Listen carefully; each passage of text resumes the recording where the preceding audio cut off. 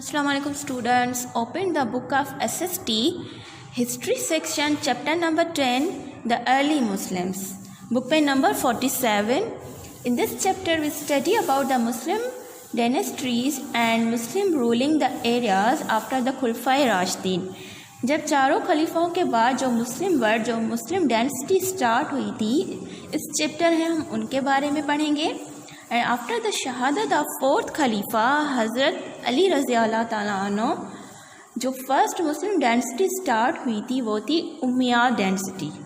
Okay, the Umayyad dynasty came to power in 661 under Muawiyah bin Abu Sufyan, who was the governor of Syria. He shifted the capital of Damascus, a city of a historical importance.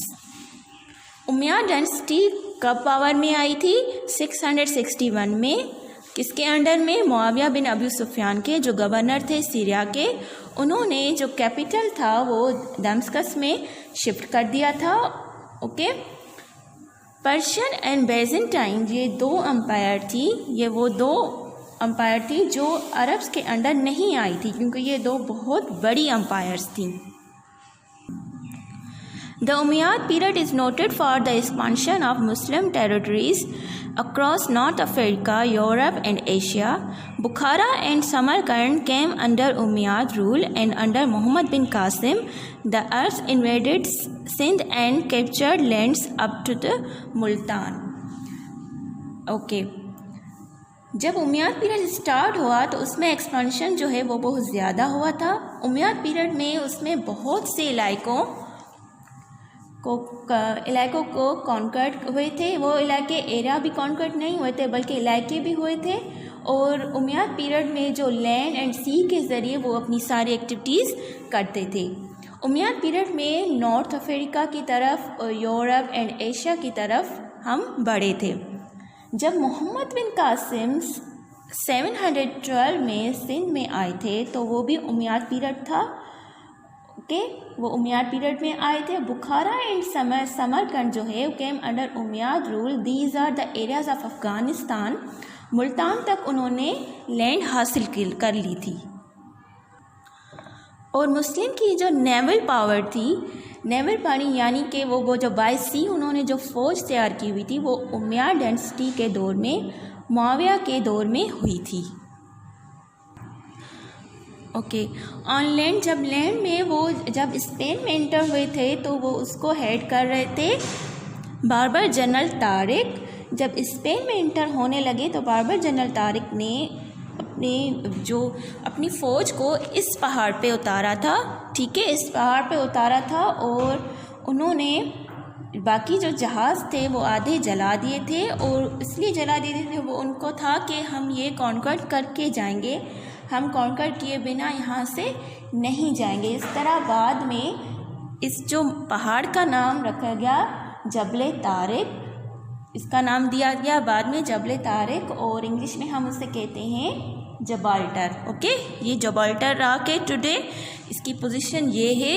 और इसका नाम जबल तारिक इसलिए रखा गया था क्योंकि barber general Tariq ने अपनी इस पहाड़ पे अपनी फ़ौज को उतारा था और स्पेन को कॉन्क्वर किया था. जब अरब्स ने स्पेन को कॉन्क्वर कर लिया तो उन्होंने फ्रांस में बैटल ऑफ टॉर्स फाइट की, लेकिन वो हार गए थे 732 में.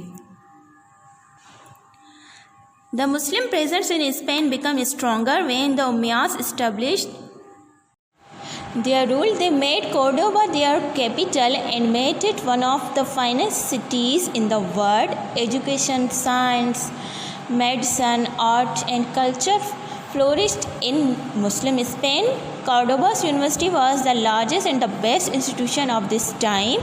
It was a tolerant art, the progressive society which produced many thinkers, scientists and writers. जब स्पेन में उमैयद डायनेस्टी जो है सेट हो गई थी तो उन्होंने क्या किया कि वहाँ पे जो कॉर्डोबा को अपना कैपिटल बनाया. और कॉर्डोबा जो है उस वक्त में उसमें एजुकेशन थी, साइंस, मेडिकल और आर्ट, और बहुत से मुसलमानों ने वहाँ पे काम किया. और कॉर्डोबा की जो यूनिवर्सिटी थी उस टाइम की द बेस्ट यूनिवर्सिटी कंसीडर होती थी. जिसमें हमें काफ़ी थिंकर, साइंटिस्ट और राइटर्स हमें मिले। The Arab rule in Spain lasted till the 15th century, Granada being the last stronghold. अरब जो थे वो स्पेन में 15th सेंचुरी तक उन्होंने रूल किया था।